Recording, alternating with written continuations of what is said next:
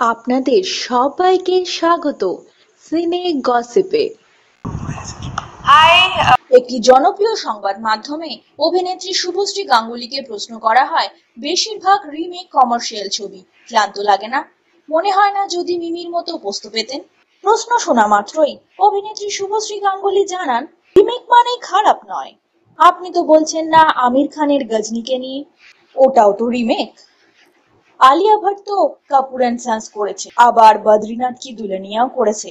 তাহলে ওটা কি অপপ্রচার? রিমেকের ক্ষেত্রে আমরা তো ভিডিও পর্যন্ত দেখি না, ওটা তো আমাদের কাছে অরিজিনাল স্ক্রিপ্ট। আমি মিডিয়ার মাধ্যমে জানাতে চাইবো, বিসর্জনও কিন্তু কমার্শিয়াল ছবি। এই যে কৌশিক দা, সৃজিত, অরিন্দম দাস, শিবপ্রসাদ, এরা সকলেই কমার্শিয়াল ডিরেক্টর। ধূমকেতু ছবিতে কৌশিক দা অসাধারণ ফাইট সিকোয়েন্স পরিচালনা করেছেন, সবরেও অরিন্দম দা তাই করেছেন। আবার আমার আপনজন ছবিতে একেবারে অন্য রাজাচান্দাকে পাবেন।